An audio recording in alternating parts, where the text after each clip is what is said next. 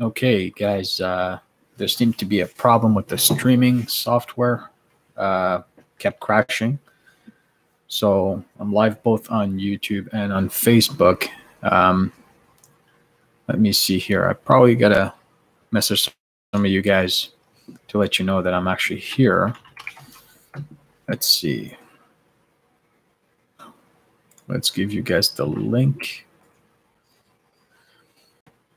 Okay, so I'm hoping that you guys are here and that you can hear me. Let's see. I'm gonna pop this out so I can have questions on the side. Okay, let's go to my channel.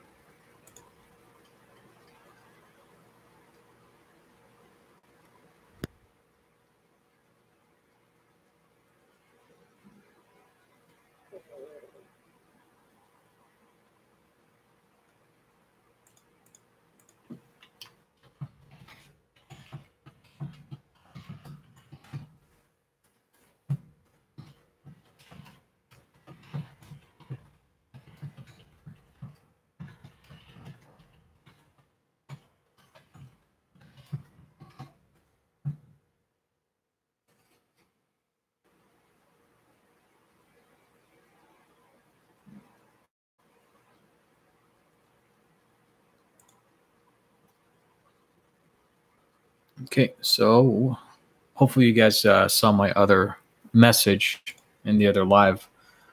Once again, we had some issues with the encoding software. It wasn't working properly. So what do we got? What do we got? All right, so I'm live on Facebook and on YouTube. I just wanted to do a quick Q&A for this session.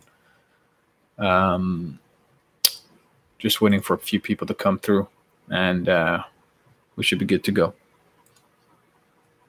We should be good to go.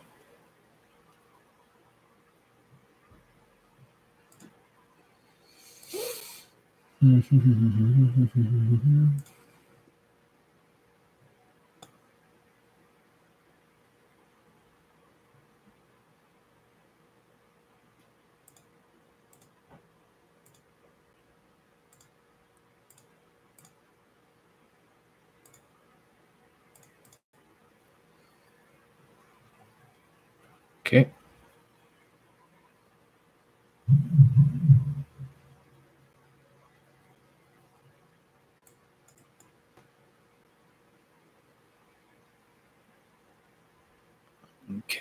Okay. I don't see anybody here yet.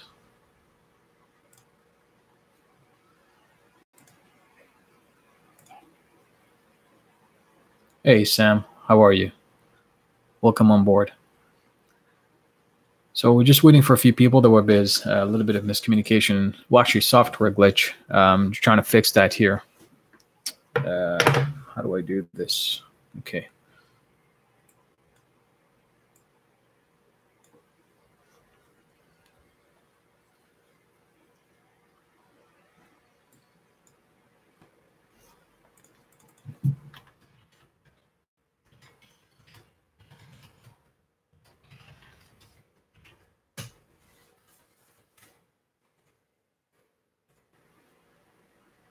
Thank you, friends. I appreciate that, man. I'm actually live on YouTube as well. All right, we got Gabriel, who's joined us. Okay, 6 people joined us. That's good. So yeah, sorry guys. Look, there was some, I don't know, encoding issues. Like, I got this thing called OBS Studio that I'm trying to use. It's got some nice little features, good for recording, but when you try to hook it up with YouTube, man, it gives you a world of problems. So I just went live on my camera. Hi, Leita, how are you? Good. Everybody's showing up here. That's good. All right, great. So once again, live both on YouTube and Facebook, just to give both the communities here some access. I guess we can get started. I'm taking questions on Facebook as well as YouTube.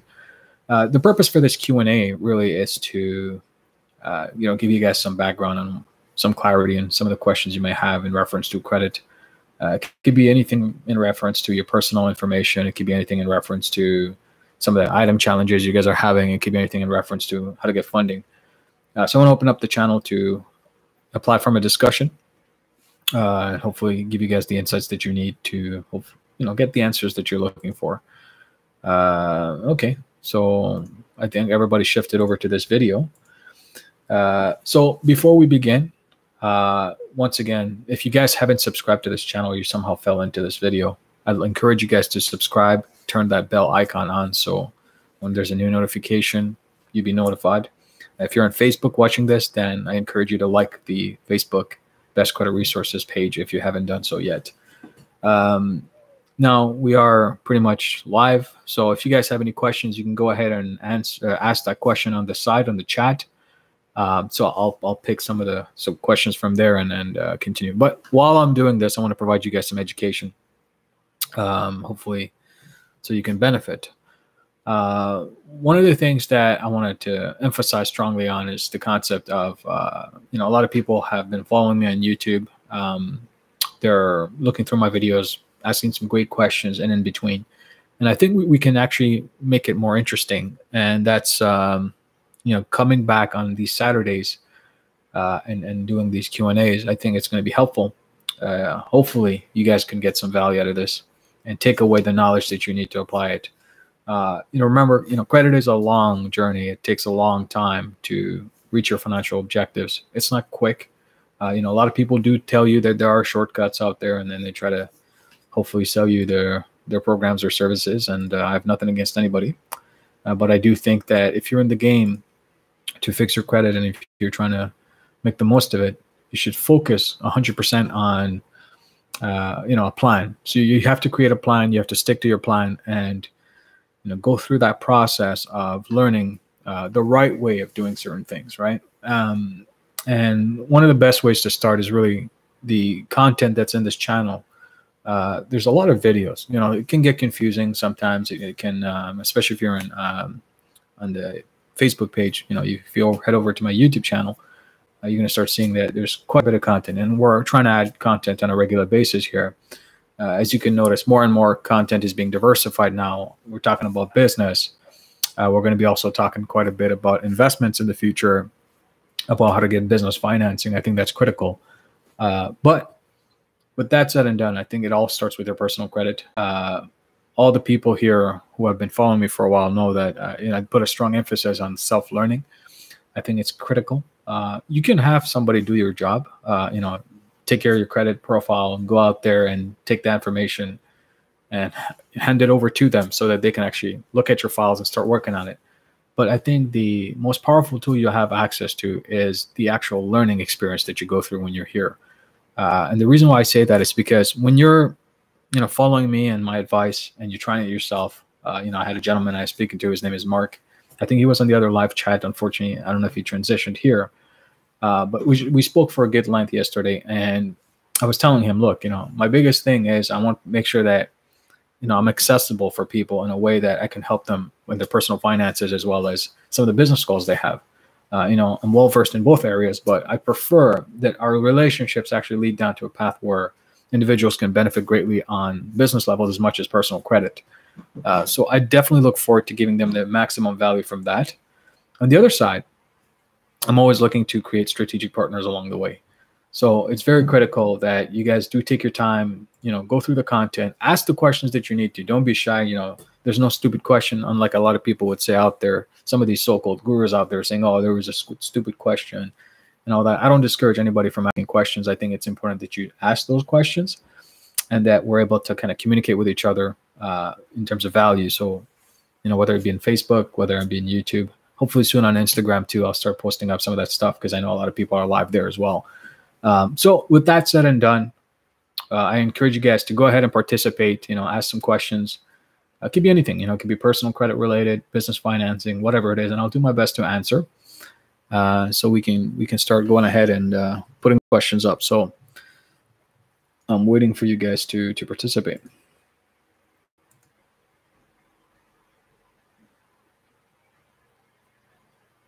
Okay, so Gabriel Miraz, thank you for your question. And no problem.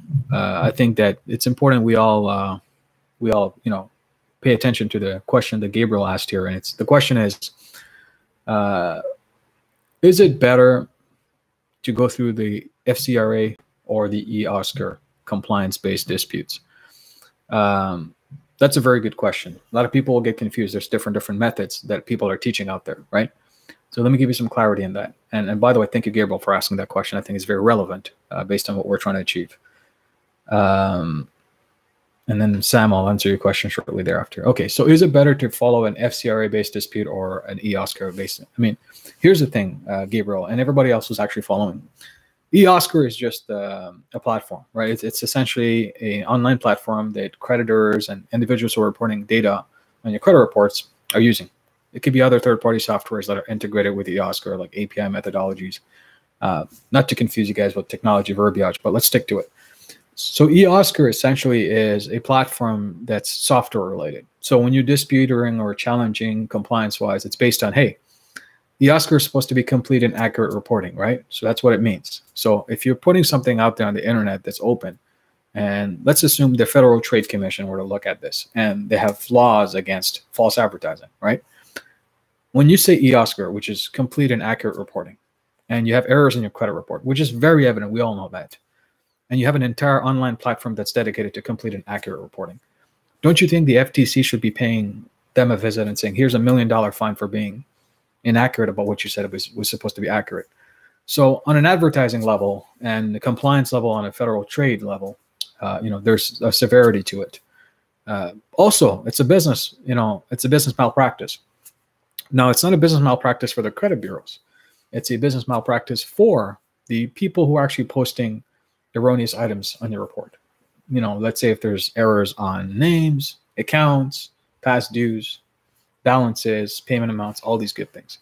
So on an eOscar level, we're basically challenging these creditors by asking them, or whoever it is, positive, negative accounts, and saying, look, here's information that you're reporting, and you're supposed to use eOscar, which is complete and accurate reporting, to post the information. It's supposed to be accurate. So when you're actually putting out there, and we have evidence right here, you take a snapshot of those items and you say, look at this.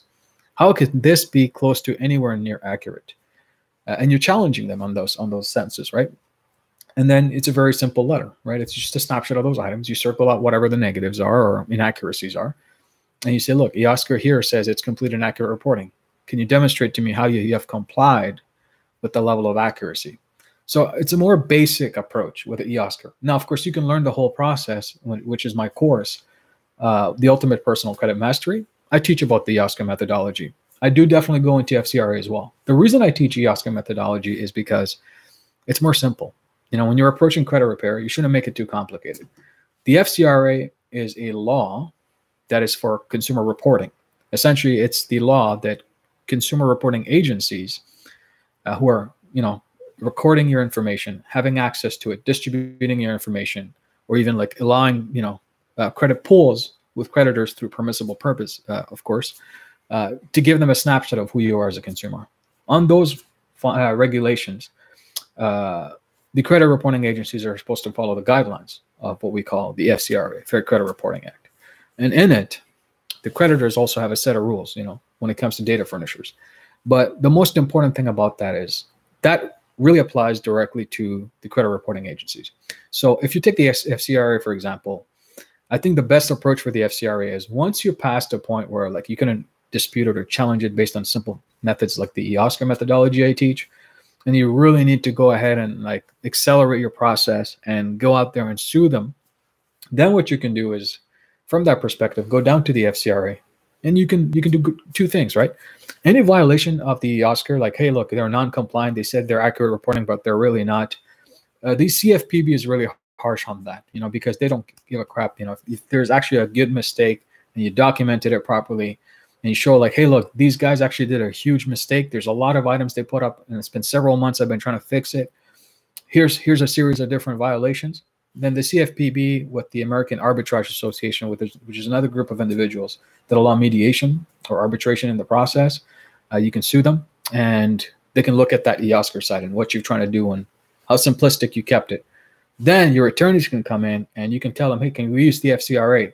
the Fair Credit Billing Act, and all these type of things that kind of fall behind on the EOSCAR methodology.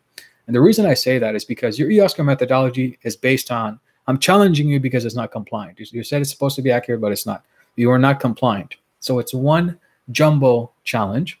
But beyond that, okay, what is not compliant? What's missing? What kind of information is missing?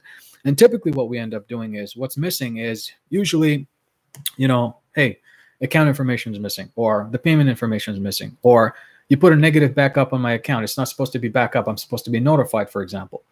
So EOSCAR is really the first step I would take, and anybody that's why I put the course up, because I want people to go through the basic level of education first, but it's very enhanced. It's not just basic. You can actually learn quite a bit of tactics that are a little bit more quicker and more efficient than the FCRA methodology. But once you have that down to the T, and now you're going out there and you're trying to fix your credit reports, then you can use the FCRA. Then you can say, look, under the FCRA, here's certain violations that actually, in parallel to what you violated in terms of data and being non-compliant, here's a set of different violations. Now what you can do is use the FCRA on the legal system when it comes to filing private suit and claims to start collecting a little bit more, like punitive damages, financial damages, things that actually are evidenced through loss. For example, you're supposed to get a home, you didn't get a home, and the reason you didn't get a home is because this idiot creditor, for example, posted information that was inaccurate. And you showed it, right? You use the EOSCAR training that I teach you guys. You show the compliance that are not followed. You say, look, these guys continuously reported. They didn't even follow the FCRA. From that perspective, you're basically stacking the amount of violations and using 2 against 1. So yes, EOSCAR is great. You can use that. It's very powerful. CFPB can take direct action against them. And then if you want to take it to the next level and really focus on the severity of violations on the federal level, the FCRA really helps as well. So now you can stack double violation, the non-compliance for EOSCAR reporting on the business side, and then the consumer level side, the Fair Credit Reporting Act on how everybody was negligent and non-compliant. And by then you would have had evidence of letters collected over time of how they just say it's compliant and it's accurate, but in reality, nothing's really changed. And you have evidence of that. So that's how you use the 2. So which is better? I think the first step is the better one, which is start with EOSCAR. The reason I say simplicity is best. Keep it simple. You have great outcomes just on EOSCAR alone. But then if you really want to stack it up and you're thinking of filing suit eventually, which everything's on your side, and you talk to a legal professional who can do it on contingency, you never pay out of your pocket because you basically done pretty much all his work. All that individual or her has to do, or she has to do, is file the civil suit or whatever they need to do. And then you take the FCRA violations and try to collect more. Typically speaking, by the time you guys get in court, out-of-court settlements can happen where they'll say, look, we're going to remove these items. And basically, from that perspective, I don't think they're going to hurt you again, because if they're non-compliant again, then there's no mercy in court, right? Because it's like a double violation. So they won't want to take you back to court. So out of settlement, if that happens, out of court settlements, you're lucky, and most probably there's going to be an injunction there on their side and their systems to say careful with this client's report. So just a heads up, okay? So there is no real better method. I think EOSCAR is the definite one I would recommend first because of its simplicity, and then you can jump over the FCRA violations and really dig deep and get technical on that. So I hope that answers your question, Gabriel. I know it's a long answer, but again, complete clarity is better than no clarity, right? So I appreciate you asking that question. And Mr. Sam asks, what FICO score should I have before applying to bank credit cards? So it's not just a question of score, when it comes to banking. You guys have to keep that in mind. For example, nowadays check systems, for example, if you're with a credit union, they look at that and, they'll consider that as if you have something there, it'll hurt you. Gabriel, no problem, and I'm glad I was able to answer. So, going back on that, what FICO score do you need for funding? Now, the answer to that is really breaking down what you're trying to, achieve. Funding is your goal, right? So if funding is your goal, you got to architect the entire profile, right? You got to do a readiness assessment is what I call it. And a readiness assessment when it comes to funding, guys, is very simple, okay? First, you got to look at your file and you can say, look, what's the ideal credit score? Now, 680 is the minimum. Just keep that in mind, okay? If you're going out there and you're trying to apply for anything less than that, you're not going to get more than $300, $400, $500 credit cards. What's the point of that? You're going to get an inquiry for that small limit, right? And remember, guys, we talked about the RTS, right? So R is the rates, which is going to be much better if you have a better FICO score. The T is the amount of transactions you can do is a lot more. And S is the size of those transactions are going to be greater. So using that readiness assessment, use the RTS methodology to figure out, hey, what kind of funding do I want? How much can I get? And just based on the simple mathematics, you're going to get a lot. So let's assume that you guys started cleaning up your credit. Some of the factors include your history, right? If you have history with other financial institutions on a positive level, that really counts towards it. But history is just not enough. You can have a history of a good account for 5 years, but the limit never increased. It stayed at $1,000. That means your capability is probably going to be 2 to 3 times that $1,000 on a creditor's eyes and underwriting perspective. What you want to do is you want to increase that. So if you have and you're going to start that now. That means if you guys are aiming to get some funding in a year or two, always be working on your files. It doesn't hurt to pick up the phone, call your creditors, those especially you have good relationships with, and say, hey, can we give me an opportunity to increase my score right now? I'd like to, because I haven't asked for anything lately and I keep my balances very low. Typically, they do it on a soft pull basis. They don't even go through a hard inquiry. And they have it ready in their systems at their discretion. It's a small increment, but it adds up over time. So start with that. Look at the relationships you already have. Can you harvest those relationships further? Can you grow them without going through the financial damage, which is your inquiry, right? The next step is the negatives. And you guys know that, that's one of those things that are holding you back. Tackle on those negatives. Have a plan. Hey, look, 6 months from now, I want to take all these off. Create a scenario for yourself. What would be my size of transactions if all these negatives came up? The FICO score, factor. How would it come to me? And what more can I do with an increased score if I remove those negatives? Now, negatives, of course, it could be you're going to take some time. Maybe go through my course. You're going to try my services, or maybe somebody else you're going through. I don't know.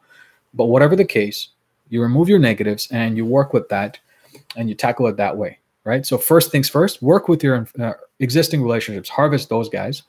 Next, remove the negatives, create a game plan. And by the way, every time you're sending out a letter, okay, always make your personal identifiers relevant. What I mean by that is include in your letters, hey, this was removed before. How do I know this account is still? And if they say, oh, it's verified, how can it be verified if this item is affiliated with that? Or how am I sure that this item is not affiliated with that? So while you're still challenging, you ask those questions. You want to keep asking those questions. It's new details. It's new information. It's never the same. So it cannot be considered frivolous, right? So always have your personal identifiers as a part of your challenge process. It doesn't matter how many negative items. Continuously ask, right? So as you go through that process, you're going to have some negatives come off. Now, the ideal FICO score, of course, is like 750, 780, et cetera, et cetera. But to get to that, right, there's a little bit of work that needs to be done. For example, you can add some trade lines. All these My Jewelers Club, New Coast Direct, all these guys, they're great. They don't add a tremendous amount of value right away because that's going to take a little bit of time. Why does it take a little bit of time? Because you have to build payment history. You have to start paying. It's going to cost you a little bit of money to order certain things. It's going to cost you some time. You're going to have to work on a couple of months before you establish a payment history. And then, of course, you have to carry some small balances in there and pay on time as well, so that at least you have the maximum leverage there. Past that point, guys, okay, so what's happening is now you're building a payment history. Your utilization is actually starting to show up. Your negatives are falling off. Your score is increasing. And then you do little things like carry small balances, pay it a bit, continue maintaining. And by the time you're at that level, which is like a 4 to 5 to even 6 month process, you'll have a score that's kind of engineered in a way that is attractive to underwriters because you have payment going on. And they want to be one of those people that you're borrowing from and paying a small interest on because it's income for them, right? But on a level of, what I say, underwriting, the first thing is existing creditors, build relationships, increase value, remove the negatives, simultaneously add some brand new trade lines, which you have control over. And then what you got to start doing is scaling that up very quickly, right? The more you borrow, that doesn't hurt your credit based on inquiry, and you're starting building those relationships and they're reflecting positively on your credit history, the better it is for you. Now, when you're starting off and you don't have much of a history and not much sizable accounts, you might not get approved for much. But remember, the goal is to stack. So the first 6 months, you might not get $50, $30, $40,000, something like that. But beyond that, when you're starting to get out there, and you're borrowing after the 6 months, now you still have that relationship, right? Hopefully you borrowed some small balances within those large limits that you're getting, and then keep stacking, keep stacking, keep stacking. 5, 6 years from now, you guys should have close to $1 million of credit. There's no reason as to why. A lot of people get scared of those kind of numbers because they feel that they're going to consume the amount of debt and all of a sudden have everything on their shoulders. But the reality is, it's not a question of borrowing that money. If you have access to it, it's good for you. Banks can actually convert your credit cards if they see, oh, you've been a good customer for a long time. And there's another thing that nobody talks about is if you have a good history with those banks, they can actually go out there and say, hey, look, can I have a line of credit? They'd be like, yeah, sure. And be like, can you cut off a portion of my credit card for that line of credit? Because I already have a good history with you guys. I'm eligible. Don't go through an inquiry. Just take that, cut my card off, half of whatever, and transition that into my line of credit. And most do that, right? But a lot of people don't talk about that. So aim for that. You can start building cash lines and all these good things in the long term, but aim for a minimum of 680 credit score with no negatives, not more than 3 inquiries in the last 6 months, and that could be inquiries from your My Jewelers Club and all these good things. And then eventually, don't forget your initial relationships that you already have. If you have good positive history, work with those guys. Ask them for limit increases without going through the hard inquiries. Ask them some questions. Hey, do you guys have any new promotions going on and stuff like that? Start a dialogue. It'll make you more interested in what they got to offer, and possibly you might benefit because, for example, they might have 0% on some of that stuff, and you can actually take some of the old debts you have now and increase your utilization on those as well, right? So I hope that answers your question. Minimum 680 score, and then aim for like a 750 to 780 or more. All right. So authorized users by Gabriel. Okay. So when it comes to authorized users, more and more people are going to say, well, it's becoming irrelevant and stuff like that. I think that may be the case. One thing authorized users are good for is the leveraging of history that comes with it. But again, is it really a necessary thing? Like if your aim is to get some funding and stuff like that, the authorized users come in for like leveraging, right? The key factor is not authorized users when it comes to underwriting. They look at that as a consideration that, look, this person has relationship, good history with that person. That individual who is willing to give and share their credit history with this person as an AU shows a level of credibility on that level because that person has good credit history. So you're taking that history and transitioning to yourself, but your payment history is not there. It's an authorized user based on history of that person's context. But what about yourself as an individual? So when they have to factor that in, they have to look at your primaries in terms of your payment history. And then they have that utilization concept. Okay, that utilization is amazing. They're extending it. But on your level, what kind of utilization do you have? And then sometimes they use dual factors like that, right? Algos that they can basically underwrite based on. So AUs do help, okay? But not as significantly as you would think. But if you have tremendous amount of AUs, for example, 5, 6, 7 AUs, and then you start going funding, you have a lot of primaries and you got good balances and you're carrying history there, there's no limit, right? You can do a lot with that. So just keep that in mind. I hope that answers your question, Gabriel. So it'll come down to how good you're building your personal primaries and the relationships with those primaries and maintaining your balances with them and your payment history, while you can leverage AUs for their utilization and that person's credibility to be attached to you as they're willing to extend that level of credibility to you through adding you as an authorized user. Okay, so I hope that really helps you guys. So it'll be relevant. It'll still continue to be relevant until that time the banks and financial institutions say it's not relevant anymore. So just pay attention to that. No problem. Okay, Lee Tess, you're asking me, Ali, why is it that the credit bureaus take something off from one bureau and place it in another? Personal information is taken off. Right. So here's the problem, right? When you're actually taking off personal information from one bureau and all of a sudden it's added to another, it's the Oscar platform, right? It's not the bureaus. They're basically trying to work with the public record information source that's providing that information about you guys. And then, what ends up happening is they mix and match. So one person might take it off and it triggers the Oscar, which is communication of all reporting agencies. And then all of a sudden they're like, oh, I forgot this one. So they added by accident. The goal is, that's why I say the CDR sweep, is very powerful for 2 reasons. It's not enough on the credit level side. Yeah, credit level side, you guys can fix your negatives, remove it, go for funding and stuff like that. Lately, I've noticed a lot of repositories that are coming into factor. Let's say landlords, there's tenant, he's trying to get some property, but he's not going to be able to access the property. And it's like, well, you have 780 score. Yeah, 780 score and Here's some of the judgments I see. Here's some of the late payments I see on your tenant landlord disputes. Here's a bankruptcy. It's not enough to freeze and suppress, guys. You have to go beyond that. If a proper individual who's well versed and has a good financial portfolio decides to underwrite a certain amount of loan or give you access to their property, they can go to pacer.gov, which is a government website that has all the public records. You cannot suppress a government website.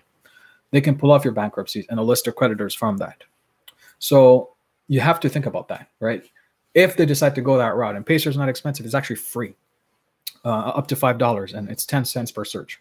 But that doesn't stop you from freezing and suppressing LexisNexis, Check Systems, SageStream, ID Analytics, LIS, which is the new guys starting November of 2018. They're calculating all the bankruptcies from ILS, which is an insurance platform for calculation of risk. Another way is, for example, other databases that communicate simultaneously with LexisNexis. It's a third-party database that's with the second party, which is LexisNexis. They also communicate. How do you stop them from sharing your information? You can't. It becomes a little bit more complicated, right? So this is the part where the CDR sweep goes in and says, give us all the info that you have about every single repository that you use. And then essentially it's a streamlined process of blocking info from distribution, stopping them from falsifying information, stopping them from reporting on a regular basis, which is the interval, batch processing, right? And then simultaneously tackling your credit. The consumer snapshot, guys, it's not a joke. It's for real, right? So if you as a customer are going out there and you're trying to borrow, banks more and more are going to make it very difficult for you to just rely on your personal FICO scores. That's not enough, guys. They're going to go out there and look at other things because more and more individuals are laundering money through the banks. More and more individuals are falsifying their records. More and more individuals are getting away with literally financial murder. So this is the reason why I set up this channel. It's to give you that level of education and step-by-step methodology to prepare you on a holistic level to be able to tackle on those challenges that are happening, the changes that are happening, helping you adapt. So that's the reason why, personal information out there, sometimes it's, you take out from one and then another comes. There's a lot of repositories out there. It's not enough just to look at it with the credit bureaus, guys. They can go out there and collect information from a website like familytreenow.com, for example. All these type of things. So we never know until that time that we actually request a complete audit of their process of collecting information and then, going through the dispute tackling and challenging from that perspective. I know it's a long answer, but once again, you need to know this because the consumer snapshot scenario is not a joke. I'm telling you from experience, and I'm seeing it very frequently now, more and more, and that can affect you. So keep that in mind. All right. So, okay. So we got Mr. Quinn asking, oh, Gabriel, thank you, man. $60, man. That's crazy. I appreciate it. Not a problem. Not a problem. I appreciate you, man. I appreciate you. If you have any other questions, Gabriel, feel free to ask. Let's go for Quinn. Mr. Quinn asks, still trying to get the late payments off your credit report. Is it the only negative? Okay. My suggestion, Quinn, when it comes to late payments, really, look at the snapshot. There's a payment grid. I don't know which credit report you guys use, so it's very difficult for me to tell, analyze this credit report, for example. Identity IQ is very simple. You have that little payment grid, credit check total, the payment grid on the bottom. It shows you like, hey, late's on Equifax on a 30-day late. And then there's a late on Experian, but it's like 30-day later, And then all of a sudden there's like good payment history on Experian. It's very irrelevant, right? But if you think about it, why are they mixing and matching so much? Use the payment grid to your advantage. So highlight that. Send it to the creditor. Be like, can you adjust as paid as agreed? It looks like I was on time. And that's all you got to say. Don't get too complicated. Don't, dive yourself into like trying to figure things out why it's not working. Use the payment grid. You're going to see a lot of errors right there and then. And, worst case scenario, ask them, hey, give me an audited statement of accounting of my payments that you've collected over time because I don't trust what you're reporting on the bureaus.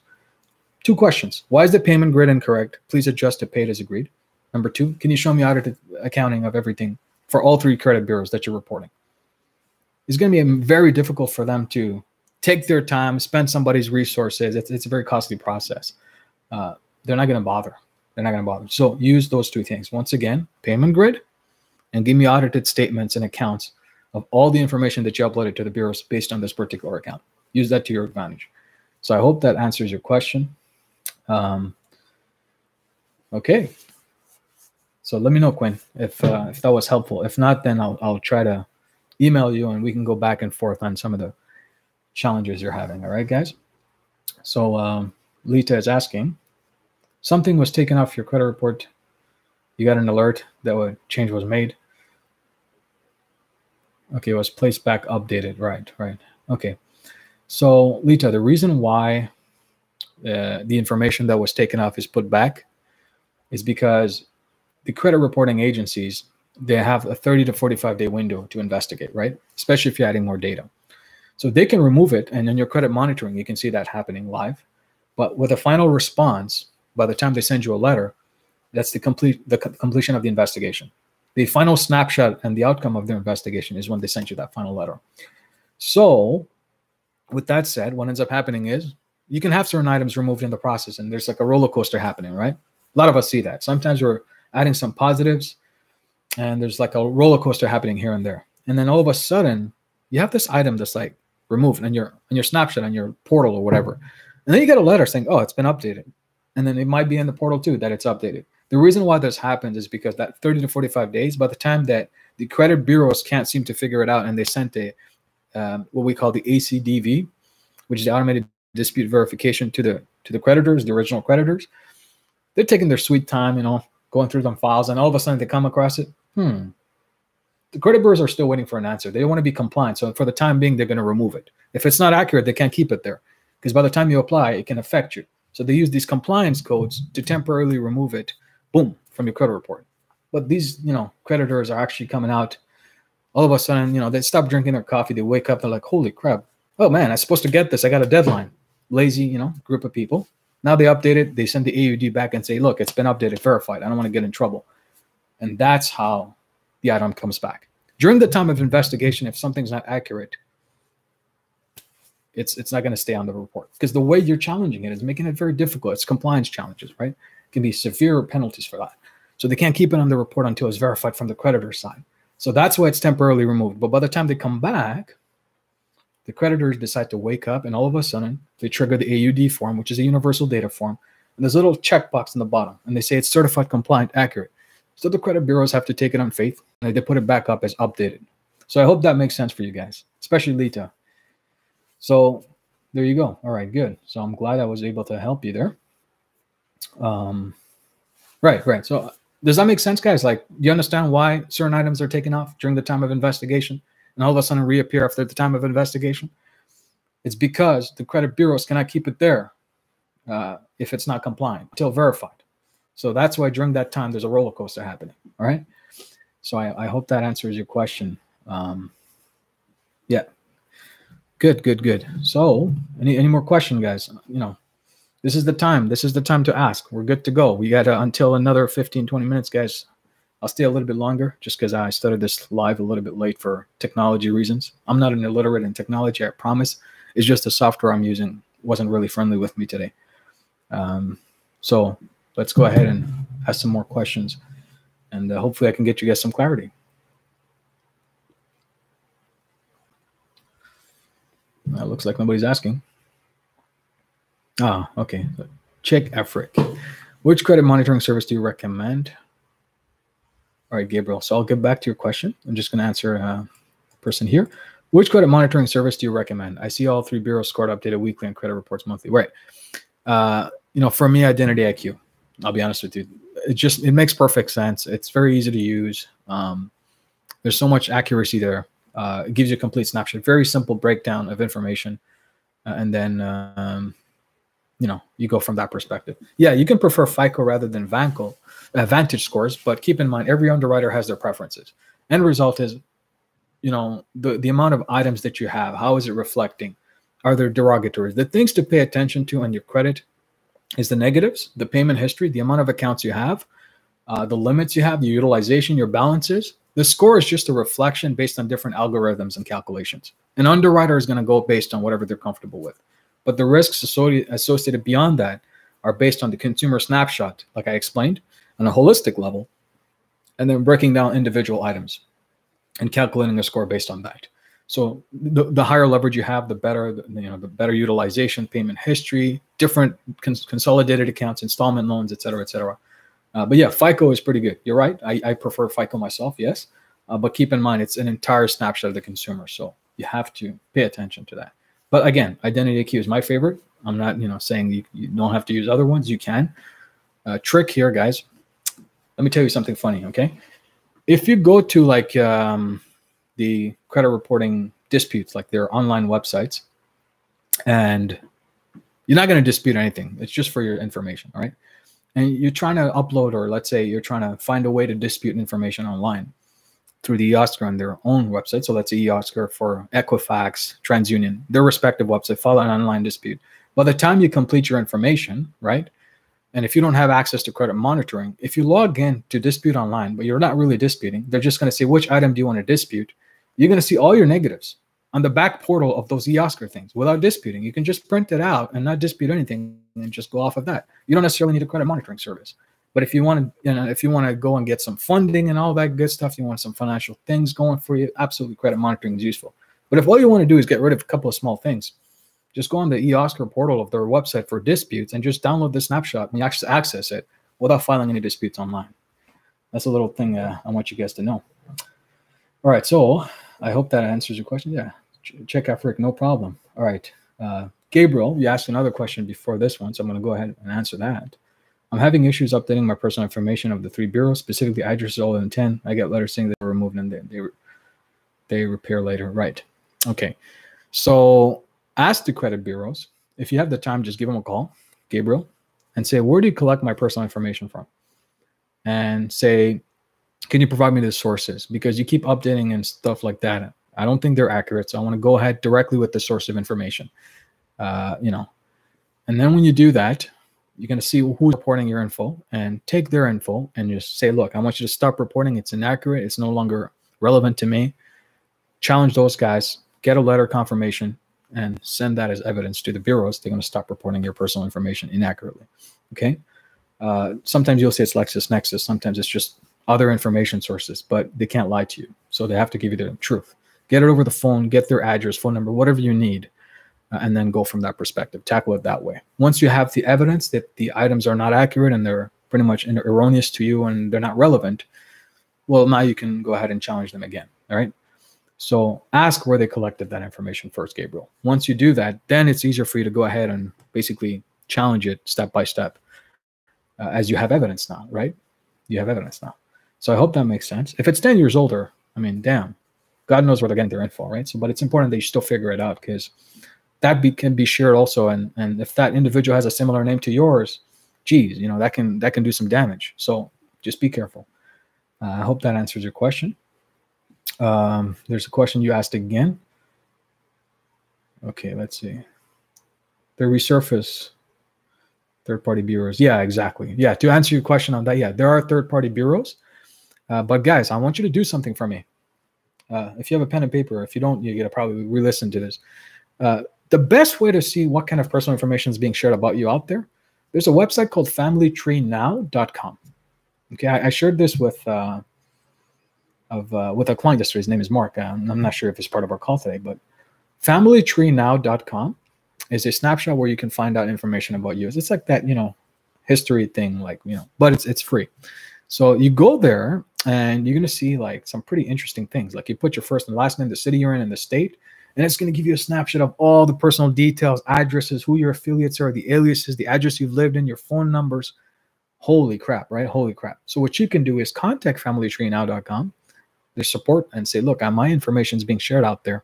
I want to know where you collect your sources. And then that'll give you all the repositories. And they're more accurate than your credit bureaus and all the other databases combined.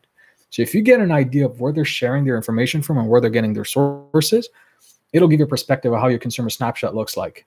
So familytreenow.com. Have a look, put your first and last name, search yourself up, and my God, will you be shocked, right? And no problem, Gabriel. So give them a call and see what's up, right? Okay, top tier financial solutions. Yeah. So top tier financial solutions. Your question is, can you show a video showing how to access the back portal? Guys, it's not very complicated. It's a dispute, right? So you go to Equifax.com or Google search Equifax.com online dispute. You just have to fill up your security questions if you're a consumer. If you're a credit repair agency, you're helping your customer, do it with them. You can do a Zoom conference and let them answer it while you're having the Zoom conference, a strategy that you can use. But if you're a consumer, you have to answer security questions and they'll give you access to the back door. It's a very simple process, okay? So use that methodology. But make sure that you guys are actually, how do we say this? You're the customer. They're going to ask you security questions. If you wait too long, it's going to log you out. It's going to ask you and force you to call them, and then you have to go through all that legislative. It's just too much logistics. So just do it very quickly and efficiently when answering those questions online, right? So I hope that helps you, Top Tier Financial Solutions. The reason I can't do it is because now I have to go and touch sensitive data of customers. So unfortunately, I can't help that, you know? Right. So, and let's see now. Chick Afric asks, my God, you guys are asking some nice, interesting questions. I like this. Do you know the true impact of student loans on my credit report or credit score? Well, you know, the student loans are basically installment loans, right? They're not revolving accounts, so they don't really hurt your ability on what we call the utilization side. But the matter of fact is, if they see like large amounts of student loans and you're trying to borrow like a certain amount, the underwriting guys may be like, I don't know what's happening. If you're still continuously paying on those student loans, that may impact you in a negative way because you still got monthly obligations. So they're concerned that they're not going to get paid first. That's the risk they have to take on you. But if your student loans are paid off and they're in good standing, and then your new credit accounts are reflecting a behavior that is very congruent with your student loans and it's positive, and the student loans themselves reporting are positive, it's very good. Okay, so it's not a very bad thing. A lot of people get scared of that and like, oh my God, student loans, I got to get it. Look, pay attention. Whether it's positive, pay attention to that. If it's negative, then, you know, try to get rid of it. But that's the impact it has. If it's congruent with your financial, you know, current financial habits, how you are, what's happening, are you able to borrow that kind of debt? Is your payment history great, et cetera, then it's fine. If you're still paying those student loans and you still got a long term to go and it's large, the underwriters may look at that as a reflective concern for risk, right? Like, will they be able to afford our payment plans? How much they're borrowing? And they're going to look at your inquiries. Who else are they borrowing with? Have they been approved? And they're going to go through that breakdown and trying to analyze on a risk level to see whether or not it's something they're willing to give you. And if they do give you, and they will approve you because they have no reason not to, you probably end up with a smaller limit in size.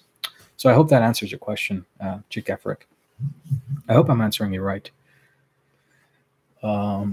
Very nice. Okay, so never thought of calling them. Okay, no problem, Gabriel. No problem at all, man. Debt consolidation. Debt consolidation. Very good question. Thank you for that. Awesome. Yes. That's one of those things I wanted to do video, guys, but I completely forgot. But all right, debt consolidation, the way it works is, so if you have a lot of debts and you want to go through a consolidation process, what it shows to other creditors is if a third party has to step in to negotiate for you, it's like a settlement plan, etc. That's a debt restructuring plan, not really consolidation, but it does kind of hurt your credibility with the creditors, and they may shut down some of those accounts and essentially, you know, yeah, closed by grantor, but end result is it's like your utilization all of a sudden is shut, right? So it will have a negative effect on your credit. Again, the utilization is a good part of your credit, so keep that in mind. But if you're trying to consolidate your debt, for example, you get a balance transfer for $10,000. You have little accounts are all over the place. Let's say 5 other cards at $2,000, and you want to break the utilization down, and you start stripping some of the debts from that and bring it to this one because you have a 0% balance transfer and you're consolidating it here. That's a creative way of doing it. Now it's going to help you because now your utilizations all over the place are kind of maximizing, right, with all these creditors. And now what you can do is go to those creditors after a few months of payments and say, can you increase my limits? Now those 2,000s become 4,000s. And now magic starts to happen, right? So in a sense of that type of consolidation, it's useful. But if you're going out there to get a consolidation loan to pay off your existing debts, and as long as you're not late on those credit cards, they might still keep it open, for example, with those revolving accounts. But if you are late a few times, etc., and during the consolidation process, they start seeing, oh my God, there's a few lates, they might shut it down. So it's really based on who's coming in to do this consolidation. Is it you voluntarily going out there and getting a loan based on your FICO score and then utilizing that loan to pay down some of the balances so you can increase your utilization? And then that's a good way to start. And again, a loan is an installment, so it does help. It's a very different account than a utilization, so your thing is not affected as much. But when you start going out there and getting third parties involved, it's going to do some damage. So it's a huge topic, guys. I'm gonna actually do a video on this. Give me some days. I'll put a video on this. It's gonna help you. But on a basic level, I hope that answers your question. Chick Afric. So Quinn, Experian Boost. Yeah. You're going to ask for a lot of banking info for sure. Their goal is trying to help you. It's a payment history. They're trying to add the payment history. So it's cool. If they want to do that, it's a good idea. Utilities and all that it's a good snapshot. So when you go and let's say, for example, you want to do a CD or sweep of your own, you're going to get a consumer snapshot and you see inconsistency on your payment plan, but your bank statements show that you've been on time. Guess what? That helps, right? That helps because now as a snapshot, it's less debatable. It's factual. Bank records are factual, right? So Experian Boost is very good. Okay. So I would use it. Unfortunate thing is it's one bureau. Guaranteed in a few months from now, you're going to start seeing, oh my God, TransUnion's Magic Sprinkles or something like that, or Equifax's Yip-to-Do or something like that. They want to make their own crazy things, but they're always competing with each other, right? So all these guys are going to start doing the same. But when you get used to it with Experian, you have a documented process already. You kind of know what to expect. So you have your file ready. Then you can actually go ahead and distribute the same information to the other two when the time comes. But Experian Boost is definitely a good thing you want to have. It'll help you long-term and short term. So I know it's scary. You have to give a lot of info, but heck, they already have all that anyways with the LexisNexis check systems. They can just pull it off. So you might as well just comply and help yourself in the process, right? So I hope that helps and answers your question. Okay, David, you're talking about bankruptcy? Bankruptcy is very tricky, right? Have you frozen your SageStream, LexisNexis, all the other third-party databases? And then if you did, get a confirmation from them. And then start probably challenging it within those databases, have a report from them, and then communicate with the credit bureaus, see where they got their info, see whether or not the personal identifiers are related to that bankruptcy of any sort. If they deleted that personal identifier, then challenge it that way. Just keep at it, but make sure every time you're keeping at it, it's very progressive. You're getting some outcomes, even if it's verified, but at least you got a source of information that wasn't there before. That's what I mean, progression. So continue that way. All right. So I hope that helps. Just go through that process. All right. Asset and liability. I mean, that's a snapshot of where the information is being collected from. So you have to dispute it with the third-party database and challenge it based on whether or not they're reporting accurately. And then from that perspective, have them remove it manually from the credit bureaus using whatever platforms they're using for snapshotting data or submitting the data onto your reports. So I hope that helps. You guys are asking some pretty powerful questions, man. I appreciate that. That's really good. That's really fun, actually. Yeah. So again, familytreenow.com will give you a snapshot of like an entire personal information. I want you guys to test it out, really, and let me know how it is. We're gonna do another live, hopefully next week. If I'm not next week, then we'll figure a good time out. But I hope that'll help you guys. Familytreenow.com. It's free. Check it out. Give it a shot. You might find some interesting information. You're going to see your names misspelled and all that funky stuff, right? No problem, David. I'm just glad I'm helpful. Okay, check out Rick. If I dispute all inquiries in good, bad, how will that affect? Okay, well, inquiries, that's a very tricky subject, How do I tell you that without hurting anybody's feelings here? Here's the thing with inquiries. If you have negative inquiries, it wasn't approved, you can challenge it and do all sorts of funky stuff, right? But if it's an actual account that you recently opened, especially if it's a recent year or more than 3 months, there may be issues.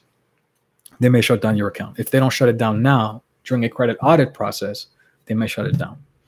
And it frequently happens. Supervisors are asking their employees to go through an auditing process of each account snapshot to ensure compliance. Patriot Act, money laundering is AML. There's no magic things happening. Their payments are passing through and it's like undocumented, et cetera, et cetera. So certain times they can audit it. And if during those audits they figure, hey, this person disputed an inquiry with us, what are they trying to do? Why would they dispute that? We checked their credit. What are they trying to hide? There's type of questions and red flags that come up. They can shut down your account. A lot of people say, oh, there's other services that can remove open accounts. I have no opinion. I'm not going to sway you away from whatever you want to do. Well, my personal opinion is don't risk your personal file. It's not worth having it shut the hell down, especially if you're trying to build your wealth. Be very, very careful with that. If it's accounts that never got approved, who gives a crap? Challenge it all day long. I don't mind, But that's the answer I'd like to give you when it comes to that. I hope that makes sense. And that's the implications. So just be careful, right? Your consumer snapshot, once again, protect that with all the means you can.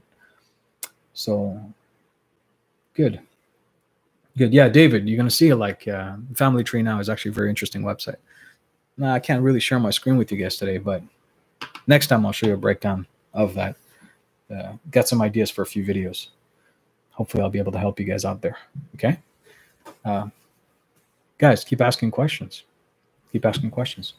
We got a few more minutes, maybe another 5 minutes or so, and then I'm going to wrap it up to complete our video here.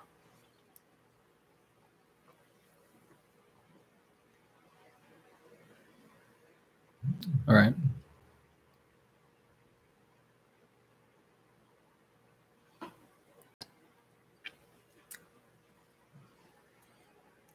Gabriel, thank you, man. I appreciate your support as well. You're awesome. Chick Afric asks, I am fearful of credit sweep service offered is illegal. Okay, I'm going to spend a little bit more extra time than I promised the exit, okay? Because I have to answer this. Credit sweeps, there's variations of credit sweep. There's people who go out there and basically go through the back end portal, online disputes, and say it's not mine. And then they just submit it on your behalf. You can do that yourself, but people prefer not to, and they know it. But when you start doing these type of things, when it's verified and it's eOscar, because that is eOscar, it's accurate reporting, it's make it increasingly difficult for you to challenge it again. So what ends up happening is some of these people do it first online, and then they resort to the letter strategies when they see nothing's changing.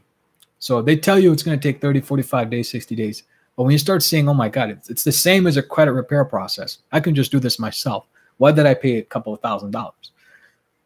That's the reason, right? It's that little thing online that people pay for that you can do yourself through the back-end portal. But I advise you guys strongly not to submit online disputes. So that's the first strategy for credit sweeps. The other one is the affidavit with a police report. That can get you arrested. Don't do that. Don't ever pay anybody to do that. Always ask them, what kind of sweep process are you going through? Are you doing online? Are you doing letter strategies? Are you doing an affidavit? If they say, well, that's a method we cannot tell you. Heck, you're not supposed to pay them if they can't tell you. I tell you guys how my sweep works. We get their repositories, their data. We challenge it compliance-wise. Then we continue through the credit bureaus, the same process. We enhance it. We send out letters to all the agencies. And then we finally get everything wrapped up in one, and then continuously incorporate that challenge strategy from compliance and non-compliance, and then continuously arbitrate that, continuously send them up, data after data with evidence after evidence. It's very aggressive. That's why it's a little bit more expensive, right? There's a lot of things to look at. That's my strategy.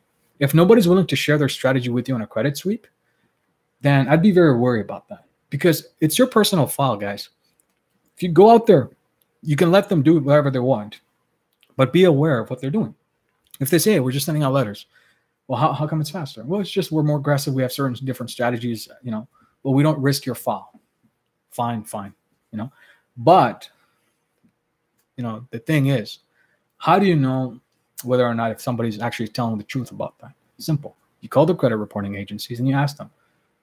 Recently, I am challenging certain items. Do you see it on record?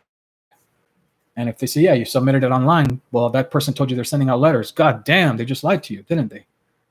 So why don't you guys take that extra step to verify yourself when you paid for something, okay? That's my trick to you guys. I hope that helps you. There's illegal strategies out there, of course. But if you can dispute it online, why do you need to pay somebody for that, right? That's not the strategy I would use, because you kind of get stuck in that process. But just be careful out there. There are certain illegal things like the affidavit, for example, and police report. Don't do that. Don't do that. Okay. So I hope that answers your question. Check Afric. Nice name, by the way. It's a French name, I think, right? All right. David asks, watched one of your past business credit videos, funding only through credit card stacking. Funding through credit card stacking. Actually, check Afric, no problem. I hope I answered. Now, David, let's answer that question about funding for businesses. I hope you're asking about businesses, right? Because you said business funding. So the credit card stacking is very simple. It's just going out there, sometimes using personal guarantee, and then essentially using some of that in your business credit mix to access a lot of credit cards. You can do that. There's a lot of business credit cards out there. Some of the institutions that are coming new, some of the charters that are happening with the FDIC, some of the institutions in your neighborhood, your state. There's a whole list of these guys. Credit unions, for example, with membership platforms out there.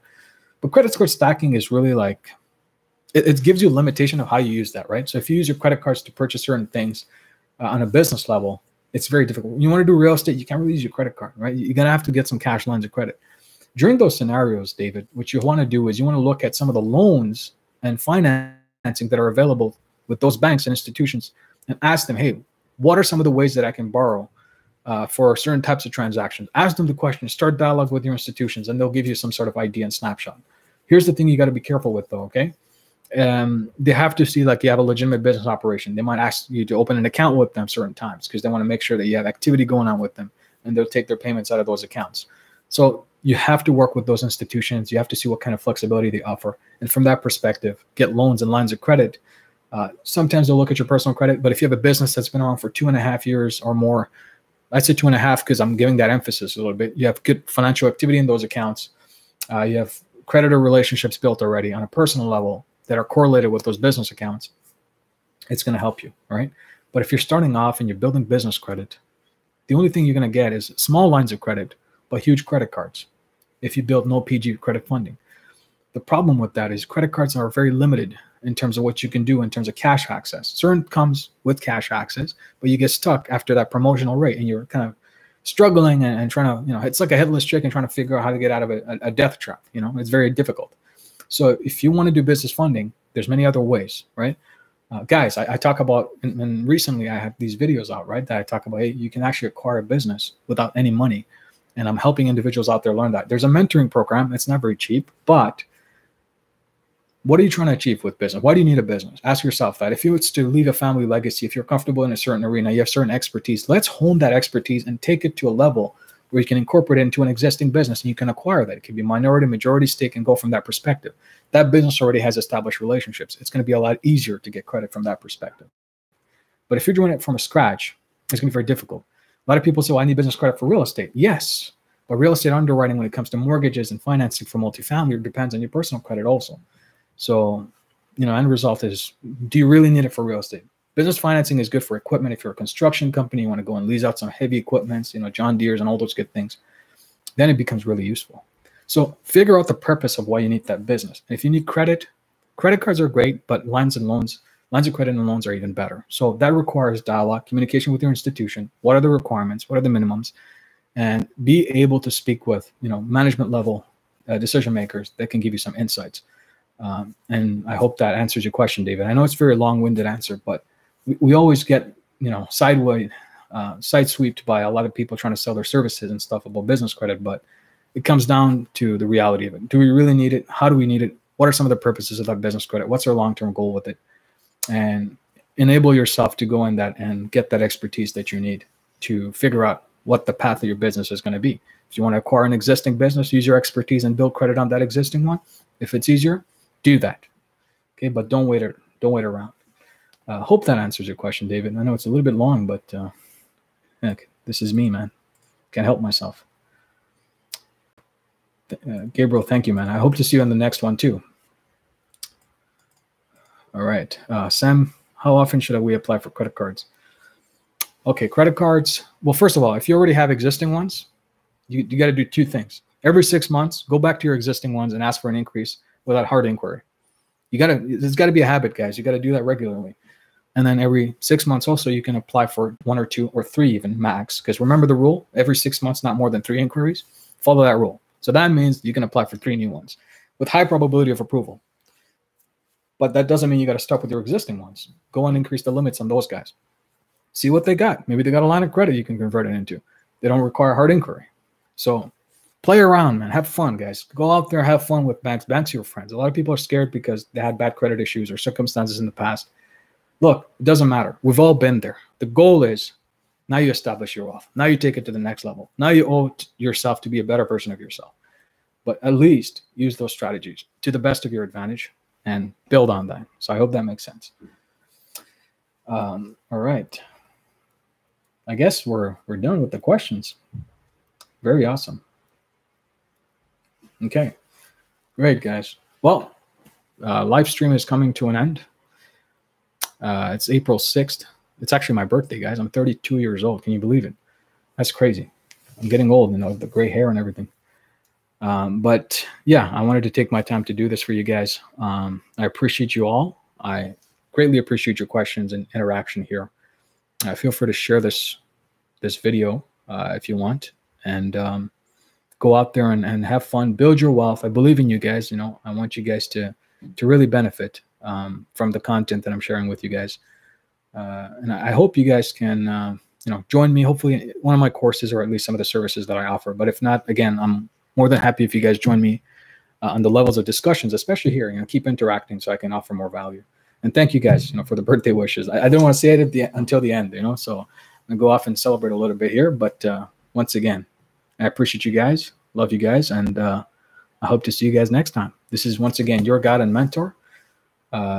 Keep at it, right? Keep asking those questions, share those videos, and I'll see you guys next time. Hopefully we'll do another live stream next week, okay? And I promise I'm not going to use that software. I just use the live cam here and try to make the most of it, right? So see you guys, okay? Bye for now.